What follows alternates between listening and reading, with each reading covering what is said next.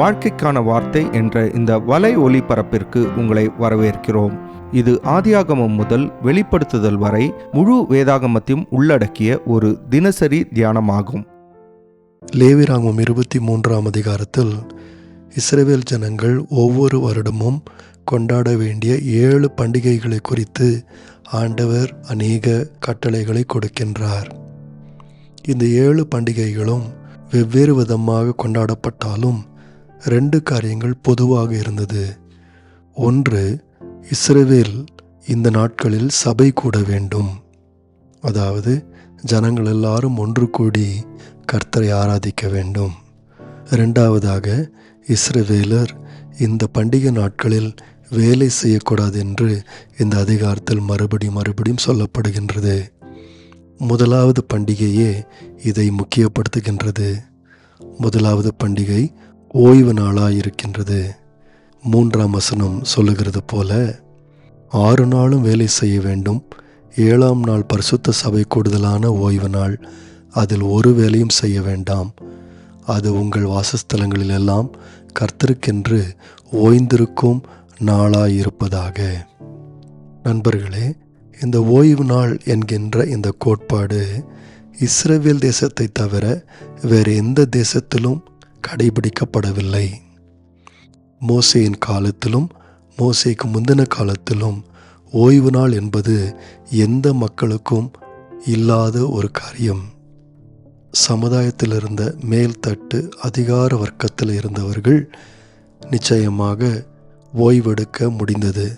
ஆனால் பொதுவாக எல்லாரும் எல்லா நாட்களும் வேலை செய்தார்கள். ஆனால் இஸ்ரவேல் ஜனத்திற்கோ ஆண்டவர் வாரத்தில் ஒரு நாள் நிச்சயம் ஓய்வு என்று கட்டளையிட்டார்.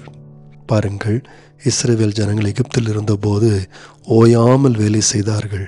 ஆனால் கர்த்தரோ அவர்களை அந்த அடிமைத்தனத்திலிருந்து விடுதலையாக்கினார். இப்பொழுது ஓய்வு நாளை கொண்டாடுவதன் மூலம் தங்களை இந்த ஓயாத உழைப்பிலிருந்து விடுதலையாக்கின கர்த்தரை அவர்கள் கனம் பண்ணுகின்றார்கள். அது மாத்திரமல்லாமல் தங்களுடைய அடிமைகள், ஏன் தங்களுடைய மிருகங்களுக்கும் இந்த ஓய்வை அளித்து அவர்களுக்கும் இரக்கத்தையும் நியாயத்தையும் செய்கின்றார்கள்.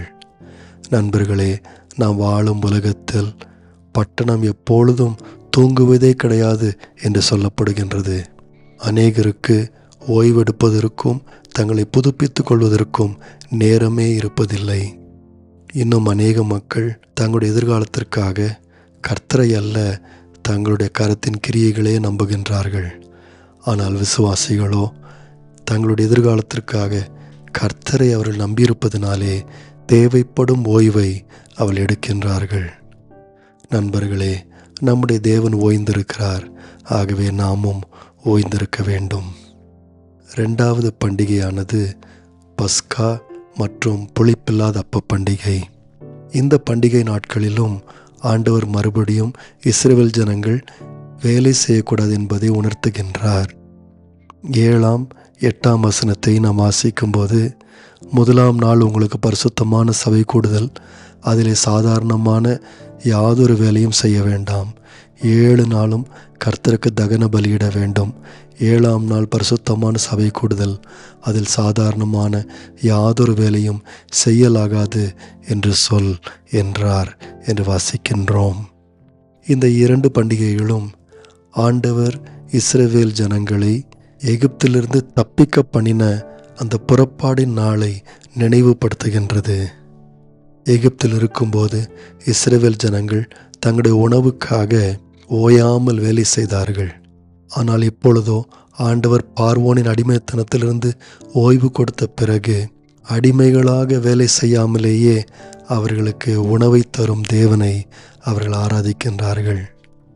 நண்பர்களே, இன்றைக்கும் விசுவாசிகள் இஸ்ரவேல் ஜனங்களுக்கு கிடைத்த ஓய்வை காட்டிலும் மிகப்பெரிய ஓய்வை பெற்றிருக்கின்றார்கள். அது என்னவென்றால், பாவம், சத்துரு, சுயத்திலிருந்து ஒரு பெரிய ஓய்வை கிறிஸ்துவானவர் அவர்களுக்கு தந்திருக்கின்றார். நம்முடைய தேவன் நமக்கு ரட்சிப்பை கொடுக்கின்றவர், நம் தேவையெல்லாம் சந்திப்பவர். 3வது பண்டிகை முதற்பலன் பண்டிகை. இஸ்ரவேல் ஜனங்கள் தங்களுடைய அறுவடை காலத்தில் அறுக்கும்போது அவர்களுடைய அறுவடையின் முதற் பலன்களை ஆசாரியனிடத்தில் கொண்டு வர வேண்டும். 14ஆம் வசனம் சொல்லுகிறது போல, உங்கள் தேவனுக்கு காணிக்கையை நீங்கள் கொண்டு வரும் அந்நாள் மட்டும் அப்பமும் வாட்டிய கதிரும் பச்சை கதிரும் புசியீர்களாக. இது உங்கள் வாசஸ்தலங்களில் எல்லாம் உங்கள் தலைமுறை தோறும் சொல்ல வேண்டிய நித்திய கட்டளை என்று ஆண்டவர் சொல்லுகின்றார். அதாவது அவர்கள் புசிக்கும் முன்பதாக முதலாவது ஆண்டவருக்கு கொண்டு வர வேண்டும் என்று ஆண்டவர் இந்த வசனத்திலே சொல்லுகின்றார். இது எதற்காக இப்படி செய்ய வேண்டும்? முதற் பலன்களை கொடுத்தால்தான் ஆண்டவர் நல்ல அறுவடையை தருவார் என்கின்ற ஒரு கட்டாயத்தினாலேயா? இல்லை. முதற் பலனை கொண்டு வரும்போது இஸ்ரவேல் ஜனங்கள் அறுவடையை அறுக்கும்படியான பலனையும் கிருபையும் கொடுத்த தேவனை அங்கீகரிக்கின்றார்கள். நண்பர்களே, இன்றைக்கும் விசுவாசிகள் தங்களுடைய வெற்றிகளை பார்க்கும்போது ஒவ்வொரு படியிலும் கிருபை கொடுத்த தேவனை அங்கீகரிக்கின்றார்கள். தங்களுடைய வெற்றிக்காக தாங்கள்தான் காரணம் என்று விசுவாசிகள் சொல்வதில்லை. நண்பர்களே, நம்முடைய தேவன் நம்முடைய வெற்றிக்கு காரணர் அவர்தான் என்பதை உணர்த்துகிற தேவனாயிருக்கின்றார். 4வது பண்டிகையானது வாரப்பண்டிகை. முதற் பலன் பண்டிகை முடிந்து 50 நாட்கள் கழித்து இஸ்ரவேல் ஜனங்கள் இந்த வாரப்பண்டிகையை கொண்டாட வேண்டும். இதில் மிக முக்கியமான காரியம் என்னவென்றால், 22ஆம் வசனம் சொல்கிறது போல, இஸ்ரவேல் ஜனங்கள் தங்களுடைய அறுவடையை முடிக்கும் தருணத்தில் இப்படி செய்ய வேண்டும். வாசிக்கின்றோம், உங்கள் தேசத்தின் வேளாண்மையை நீங்கள் அறுக்கையில் வயலின் ஓரத்தில் இருக்கிறதை முற்றிலும் அறுக்காமலும் சிந்தி கிடக்கிற கதிர்களை பொறுக்காமலும் எளியவனுக்கும் பரதேசிக்கும் அவைகளை விட்டுவிட வேண்டும். நான் உங்கள் தேவனாய கர்த்தர் என்று சொல் என்றார். நண்பர்களே, விசுவாசிகள் தங்களுடைய அதிகமான அறுவடையின் காலத்தில் ஆண்டவரை நினைப்பவர்கள் மாத்திரம் கிடையாது, ஏழை எளியவர்களையும் நினைவில் கொள்ளுகிறார்கள். அதாவது ஆண்டவர் தரும் ஆசீர்வாதங்கள் அவர்களுக்கு மட்டும்தான் என்று அவர்கள் யோசிப்பது கிடையாது. ரூத் போல கீழே விழுந்து கிடக்கும் கதிர்களை எடுத்துக்கொள்ள விரும்புகின்ற மக்களோடு கூட தங்களுடைய ஆசீர்வாதங்களை பகிர்ந்து கொள்கிறார்கள். விசுவாசிகள் இன்றைக்கும் போவாசனுடைய மாதிரியை பின்பற்றுகின்றார்கள். தங்களுக்கு ஆண்டவர் கொடுத்த பரிபூரணத்திலிருந்து ரூத் போன்ற மனிதர்களுக்கு அவர்கள் தருகின்றார்கள். நண்பர்களே, நம்முடைய ஆண்டவர் எளியவர்களை நினைவு கூறுகிறவராயிருக்கிறார். நாமும் அப்படியே இருக்க வேண்டும். 5வது பண்டிகையானது எக்கால பண்டிகை.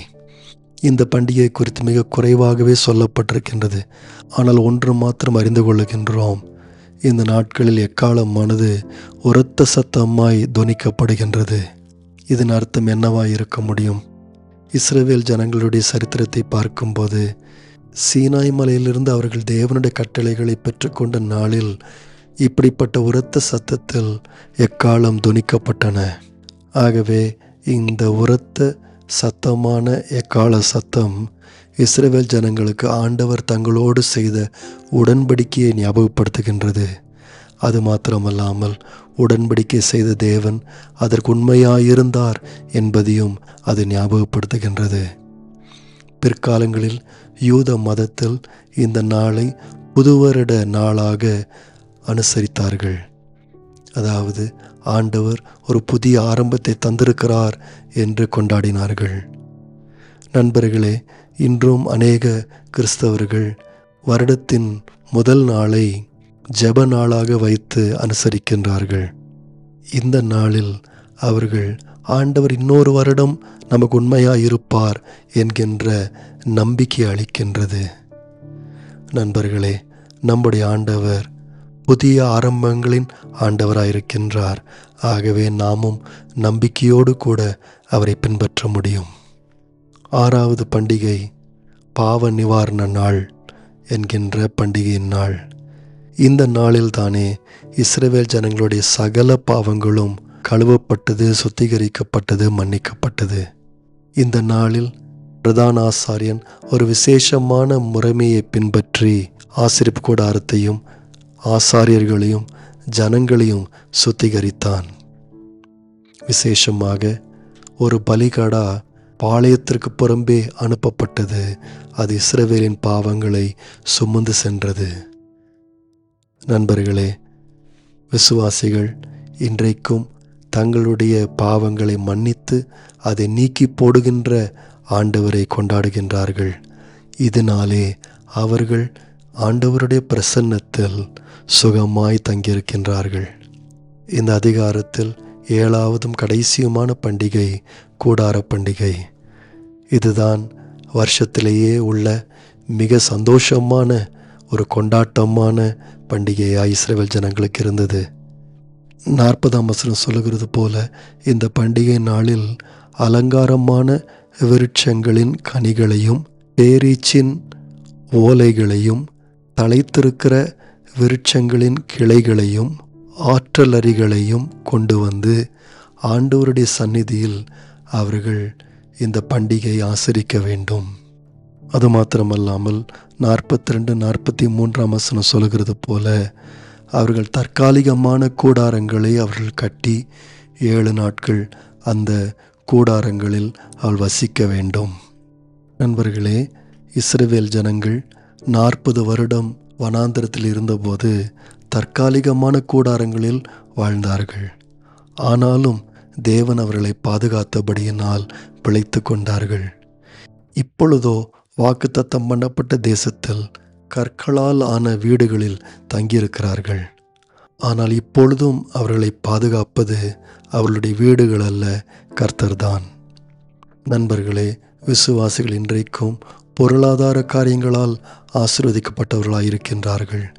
ஆனால் அந்த பொருளாதார ஆசீர்வாதங்கள் மேல் அவர்கள் நம்பிக்கை வைப்பது கிடையாது. கர்த்தரே அவர்கள் பாதுகாப்பாயிருக்கின்றார். நம்முடைய தேவன் இன்றைக்கும் என்றென்றைக்கும் நமக்கு பாதுகாப்பாயிருக்கின்றார். இந்த எல்லா பண்டிகைகளினுடைய முக்கிய குறிப்பு தான் என்ன?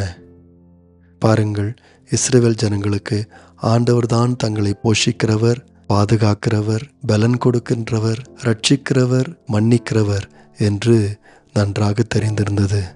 ஆனாலும் இப்படிப்பட்ட விசேஷ நாட்களில் அவர்கள் தங்களுடைய வேலையிலிருந்து ஓய்வெடுத்து இப்படிப்பட்ட கர்த்தரை அவர்கள் நினைத்து பார்க்கின்றார்கள். விசுவாசிகளும் இன்றைக்கு தங்களுடைய நேரத்தை ஒதுக்கி வைத்து கர்த்தரை கனம் பண்ணவும், தங்களுடைய வாழ்க்கையில் அவர் யார் என்பது நினைவு கூறவும் நேரங்களை ஒதுக்கி வைக்கிறார்கள். நேயர்களே, இந்நிகழ்ச்சியை கேட்டதற்காய் நன்றி. மீண்டும் ஒரு புதிய அத்தியாயத்துடன் வாழ்க்கைக்கான வார்த்தையில் நாளை சந்திப்போம்.